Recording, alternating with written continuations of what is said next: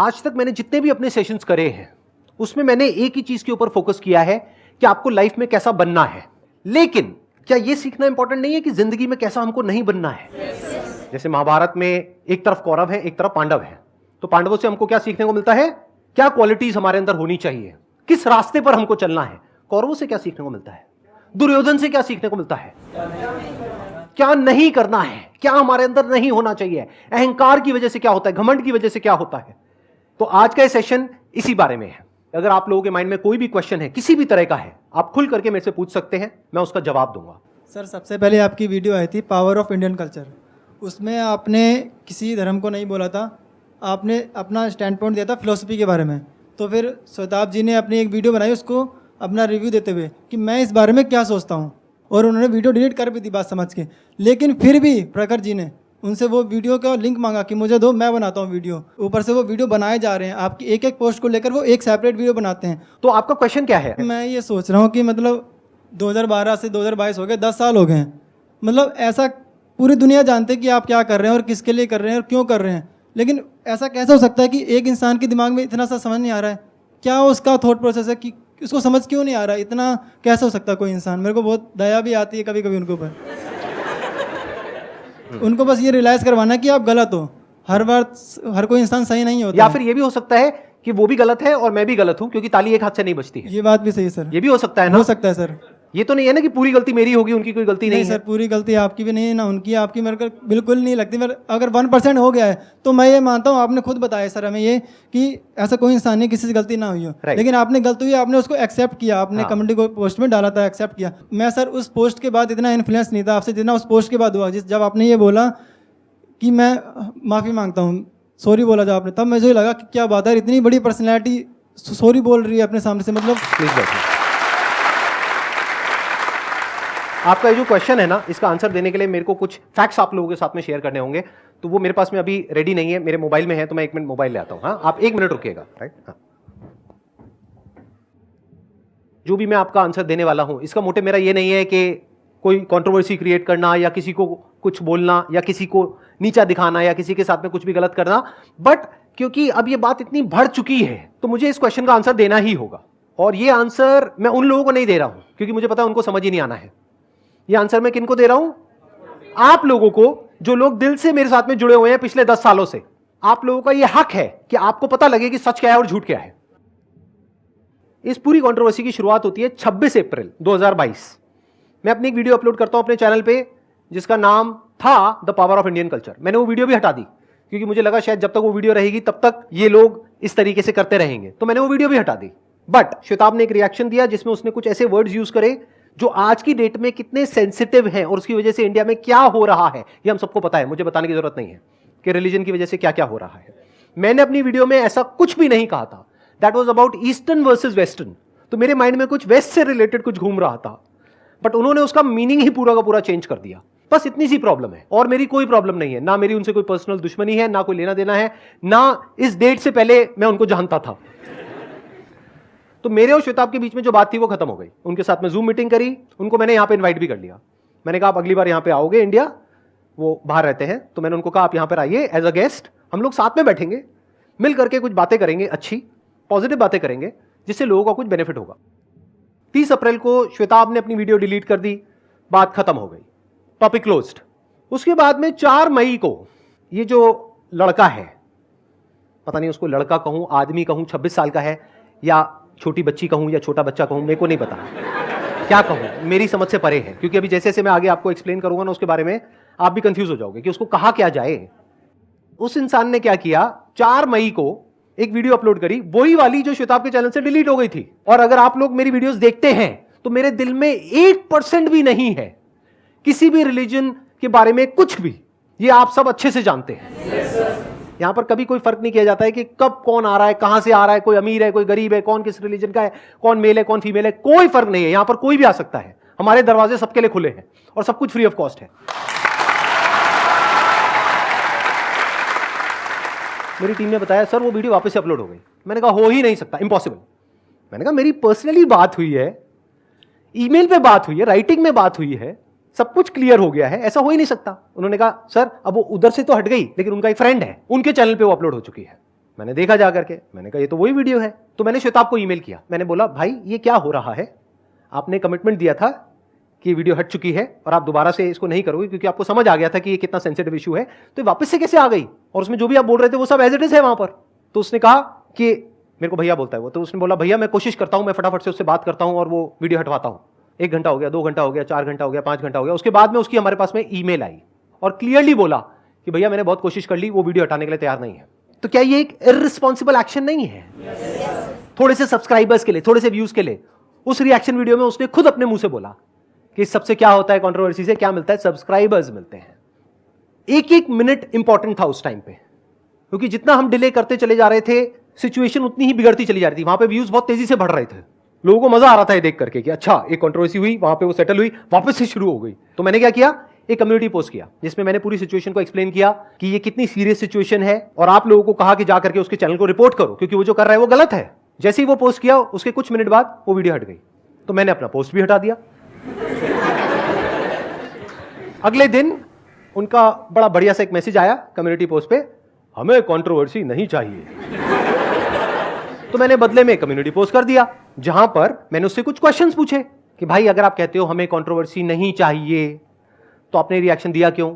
फिर मैंने उसमें कहा कि आपने मुझे क्रिटिसाइज किया, मेरे काम को क्रिटिसाइज किया, कोई दिक्कत नहीं है, इसको बोलते हैं फ्रीडम ऑफ स्पीच। आप चाहो तो मुझे क्रिटिसाइज करो, उसमें क्या दिक्कत है, लेकिन मैं भी तो कर सकता हूं ना। फ्रीडम ऑफ स्पीच क्या वन वे होता है? उस बंदे की प्रॉब्लम पता है क्या है, जब बारी आती है ना मेरे बारे में उल्टा बोलने की, तो देखो वो कितना मैच्योर हो जाता है। 26 साल का आदमी एकदम से 52 साल का हो जाता है। लेकिन जब बात आती है मैं उसको क्रिटिसाइज करता हूं या मैं उसको थोड़ा सा भी कुछ कहता हूं तो छोटा सा बच्चा बन जाता है और रोने लग जाता है, देखो संदीप सर ने मेरे साथ में क्या कर दिया, ओ ले ले ले ले मेरा बेबी।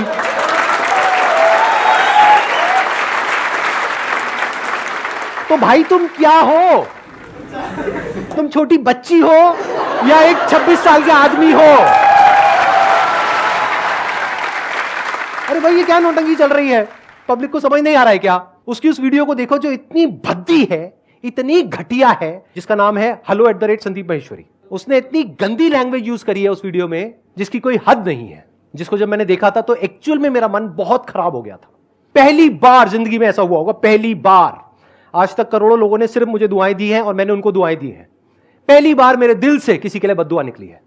और अगर आपको समझना हो ना कि मेरे ऊपर क्या बीती वो वीडियो देख करके, तो एक बार को ऐसा करना, और ये मैसेज उन लोगों के लिए भी है जो उसके फॉलोअर्स हैं, क्योंकि उसके जितने भी फॉलोअर्स हैं वो ज़्यादातर 14-15 साल के, 16 साल के बच्चे हैं, जिनमें इतनी अकल नहीं है कि कौन ये दिखा रहा है कि वो उसका असलियत में दोस्त है और कौन एक्चुअल में उसका वेल विशर है। वो इस फर्क को कर ही नहीं सकते हैं। कोई भी आकर के उनसे कोई भी मीठी मीठी बातें करता है तो वो उसकी तरफ हो जाते हैं। वो समझ नहीं पाते हैं कि इससे फर्क नहीं पड़ता है कि कौन किसके बारे में क्या बोल रहा है। मैं अपने बारे में क्या बोल रहा हूं इससे फर्क नहीं पड़ता है, दुनिया मेरे बारे में क्या बोल रही है इससे फर्क नहीं पड़ता है, मैं उसके बारे में क्या बोल रहा हूं इससे फर्क नहीं पड़ता है। फर्क किससे पड़ता है कि कौन क्या कर रहा है। आदमी की जो परख होती है, इंसान की परख होती है, वो उसके कर्मों से होती है। वो जो बार बार दिखा रहा है ना अपनी उस वीडियो में कि मैं तो ये हूं, मैं तो वो हूं, मैं तो बहुत ही कमजोर हूं, संदीप सर तो ये है वो है, देखो सब बकवास, सब झूठ। सच पता है क्या है? उसके पिताजी एक बहुत बड़े लॉयर हैं, जिनकी एक लॉ फर्म है जहां पे बहुत सारे लॉयर्स काम करते हैं। जैसे ही उसके बारे में मैं कुछ भी बोलता हूं वो एकदम से छोटा बच्चा बन जाता है, और जब मेरे बारे में बोलने की बात आती है तो वो जज बन जाता है, लॉयर बन जाता है। देखिए ना उसकी वीडियोस, जिसने नहीं देखी है जा करके देखो और उससे सीखो। मैं खुद कह रहा हूं, अरे मैं खुद कह रहा हूं, जाओ देखो उसकी वीडियोस और उससे सीखो कि जिंदगी में हमें कैसा नहीं बनना है।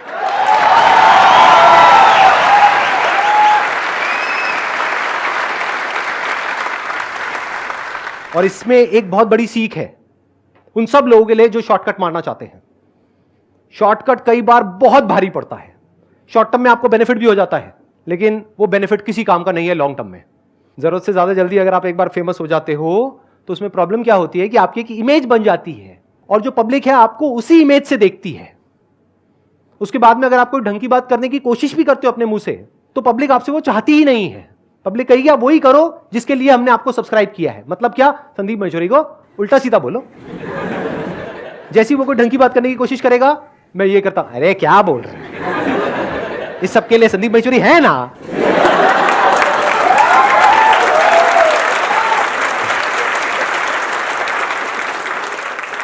तो मैंने अपने उस पोस्ट में ऐसा क्या कह दिया कि भाई साहब को इतनी मिर्ची लग गई?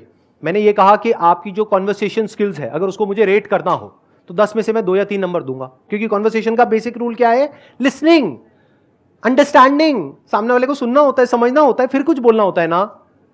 तो आप सुनते तो हो नहीं, सामने वाले को समझते तो कुछ हो नहीं, और कॉन्वर्सेशन के ऊपर हजारों रुपए के कोर्सेज बेच रहे हो। तो इसमें मैंने क्या गलत कह दिया भाई साहब? बट उसको लग गई मिर्ची, मुझे कैसे क्रिटिसाइज कर दिया, और फिर वो एकदम से छोटा बच्चा बन गया। वो इतने बड़े हैं, वो ये है, वो है, मेरे एग्जाम चल रहे थे, ये हो रहा था, वो हो रहा था, और देखो क्या हो गया मेरे साथ में। तो भाई साहब एक बात बताओ, मुझे कैसे पता कि आपके एग्जाम चल रहे थे? और मुझे नहीं पता, आपको तो पता है ना आपके एग्जाम चल रहे थे। तो अगर पता है तो इतनी कंट्रोवर्शियल वीडियो पर रिएक्शन दिया क्यों? इस कंट्रोवर्सी को शुरू किया क्यों जो खत्म हो चुकी थी? तो इसका मतलब आपको कंट्रोवर्सी चाहिए थी डे 1 से। उसको लग रहा है कि मुझे कोई फर्क पड़ने वाला है इस सबसे, कि मेरी इमेज खराब हो जाएगी, मेरा ये हो जाएगा, मेरा वो हो जाएगा। अरे मेरे भाई, इमेज की परवाह उन लोगों को होती है जिनके अंदर कोई लालच होता है या कोई डर होता है किसी भी तरीके का।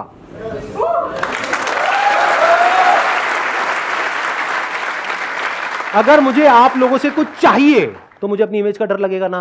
मुझे आपसे पैसा चाहिए, आपको कुछ बेचना है, तो मुझे डर लगेगा ना अगर मेरी इमेज खराब हो गई तो आप मेरी ये मेंबरशिप स्कीम है इसको ज्वाइन नहीं करोगे।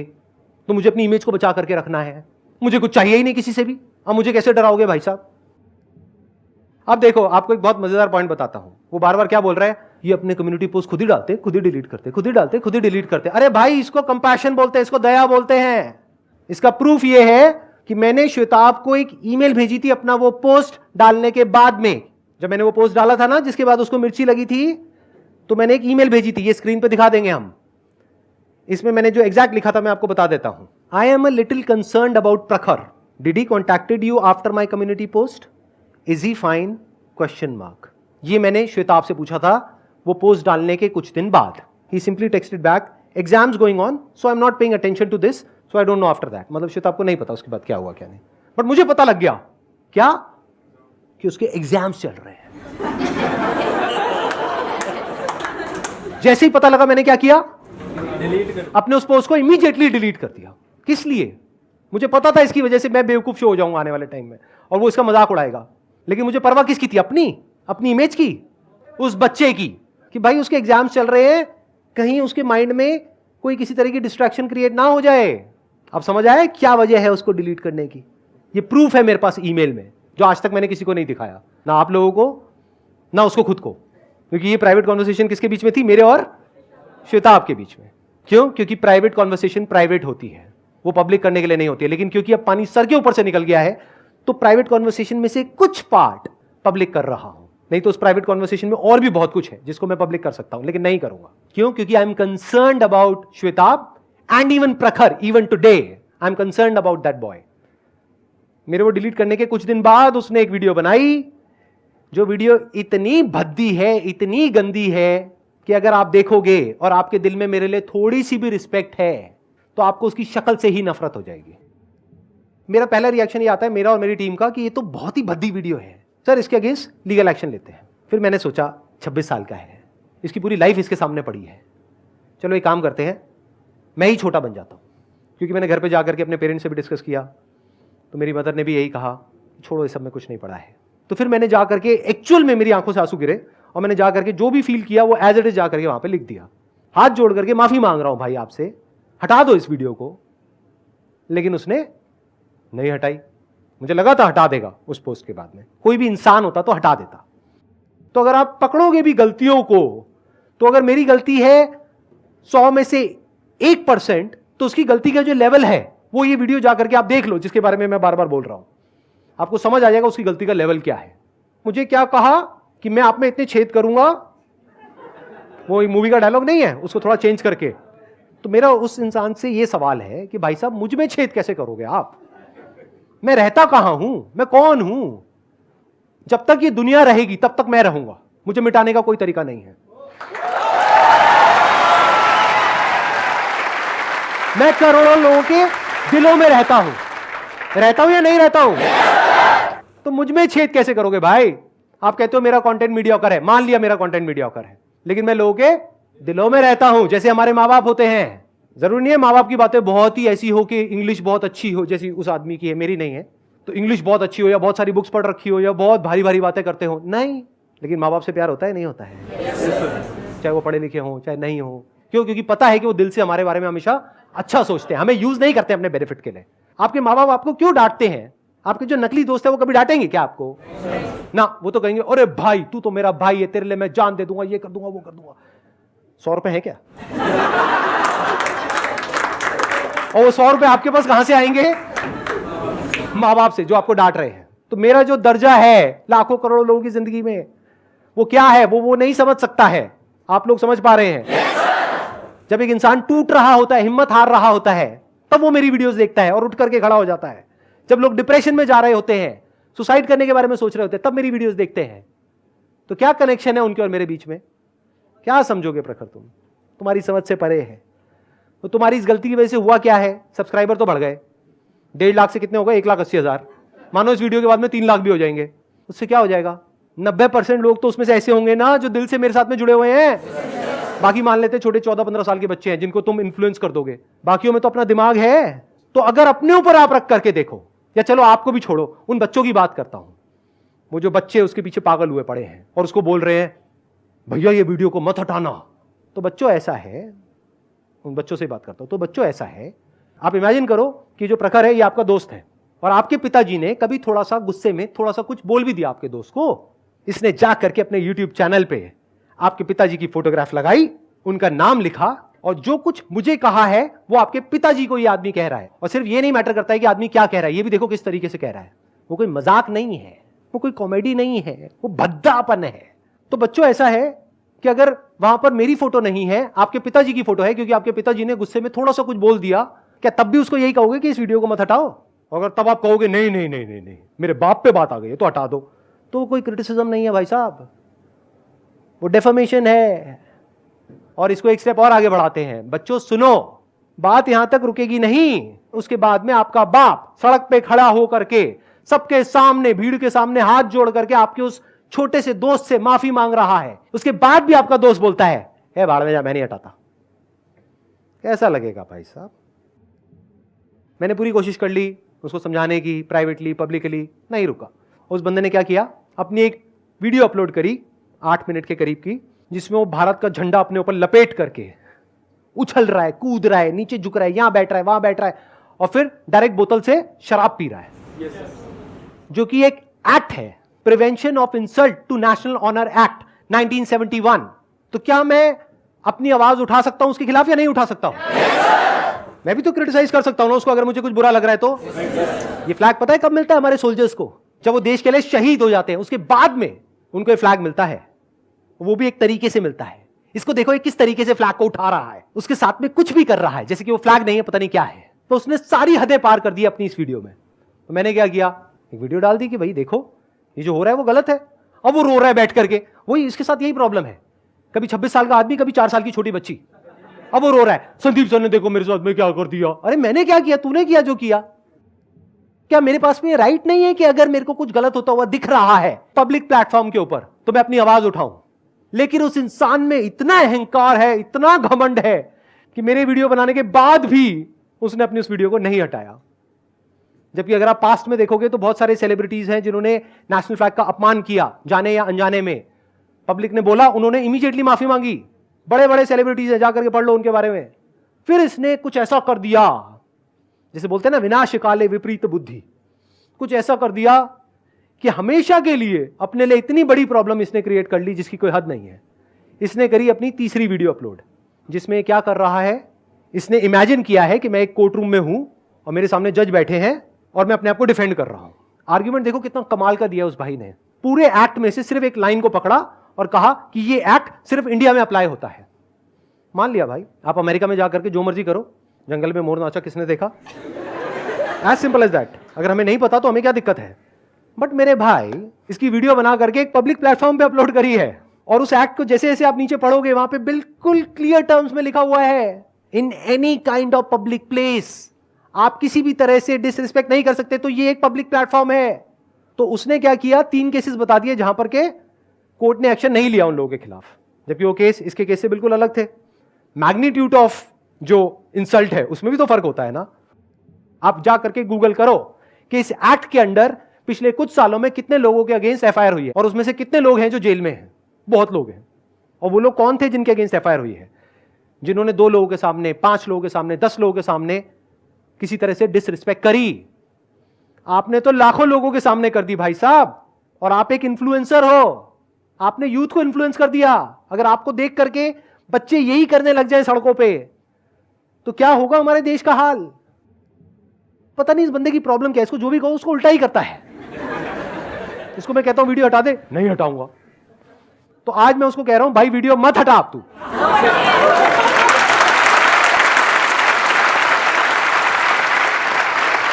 और बना, देखते हैं कितनी वीडियोस बना सकता है।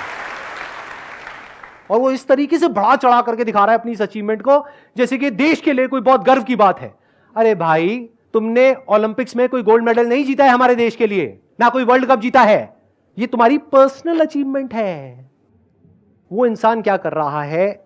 गुस्से की आग में, बदले की आग में, अपने अहंकार के नशे में, घमंड के नशे में, ईगो के नशे में पागल हुआ पड़ा है। उसको समझ ही नहीं आ रहा है कि मैं क्या कर रहा हूं, क्या नहीं कर रहा हूं, क्या सही है, क्या गलत है। वो फर्क ही खत्म हो गया है और वो एक के बाद एक गलतियां करता चला जा रहा है। लेकिन अब मजे की बात पता है क्या है? देखो अहंकार आदमी को कैसे फंसाता है।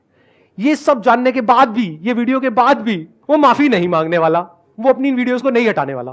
तो इस सेशन को एक डायलॉग पे खत्म करते हैं। छोड़ी बच्ची हो क्या?